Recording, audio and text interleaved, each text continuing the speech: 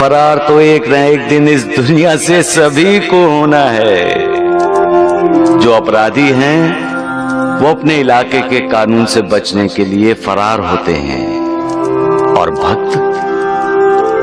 भक्त भगवान की तलाश में इधर उधर घूमते रहते हैं। और जब भगवान से मिलने की चाह तेज हो जाती है तो उन्हें अपने आप भगवान का साक्षात्कार हो जाता है।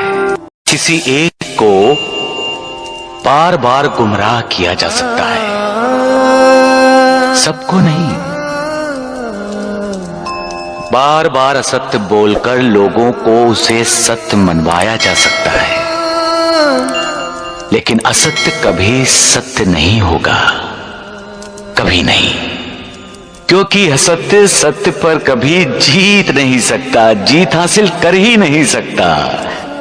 ये संसार दुख, दर्द, पीड़ा, वेदना से भरा है। इसलिए हर कोई सुख की खोज में निकलता है, परंतु माया, मोह, लोभ के चक्रव्यूह में फंस जाता है।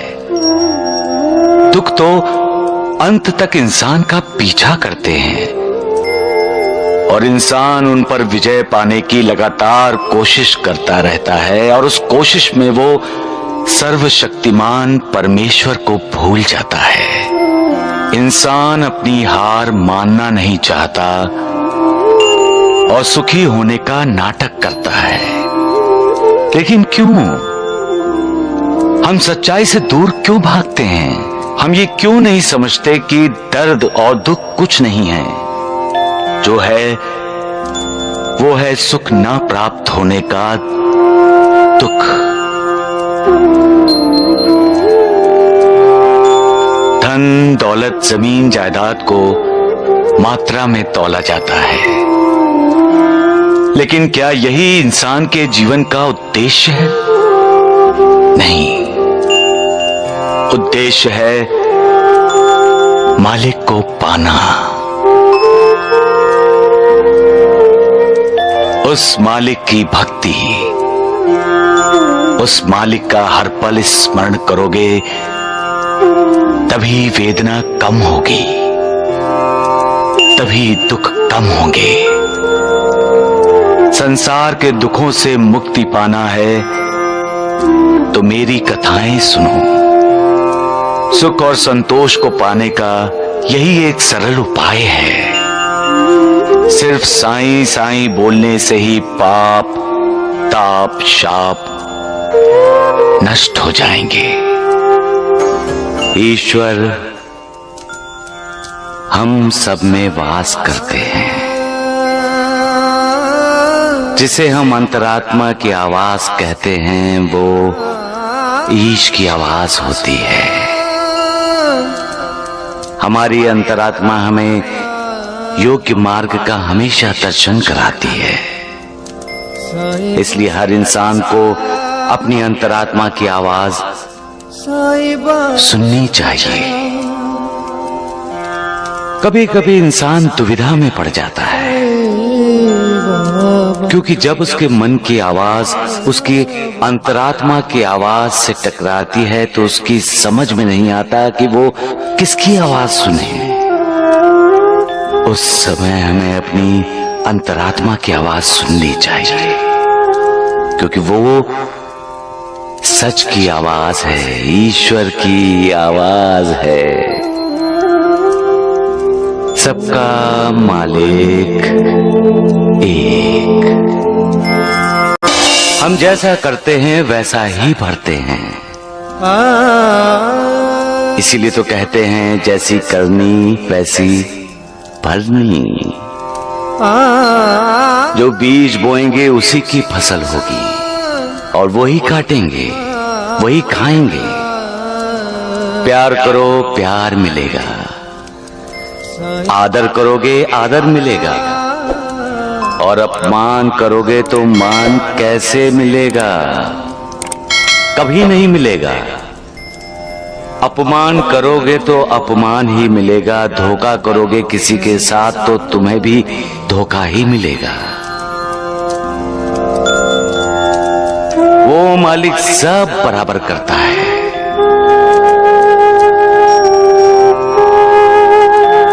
हम भूल जाते हैं कि धोखेबाजी का फल हमेशा कड़वा होता है और सच्चाई का फल हमेशा मीठा होता है। पेड़ को आदर्श मानकर चलोगे तो कभी किसी का बुरा नहीं करोगे। पेड़ पर पत्थर मारते हैं ना, और पेड़ बदले में क्या मारता है? नहीं, वो तो उल्टा फल देता है और तुम्हें साथ साथ छाया भी। बन सको तो पेड़ बनो। अहंकार इंसान का सबसे बड़ा शत्रु है। अहंकार इंसान की तरक्की के रास्तों को रोकता है। अहंकार की वजह से इंसान की अधोगति होती है। इसीलिए कहता हूं, सदैव मेरी याद में मन को लगाए रखो ताकि वो मोह माया में ना फंसे। जो मुझसे अत्यधिक प्रेम करता है, जिसके लिए मेरे बिना सारा संसार सूना है, वो सदैव मेरे दर्शन पाता है। जो सदैव मेरा लीला गान करता है, जो लगातार मेरा ध्यान स्मरण और मेरा ही नाम जपता है, और जो पूर्ण रूप से मेरी शरण में आता है, अपने ऊपर उसका ये ऋण मैं उसे मुक्ति देकर चुका देता हूं। जो मेरा चिंतन करता है और मेरा प्रेम ही जिसकी भूख प्यास है, जो मुझे सबसे पहले अर्पित किए बिना कुछ भी नहीं खाता, मैं उसके अधीन हूं।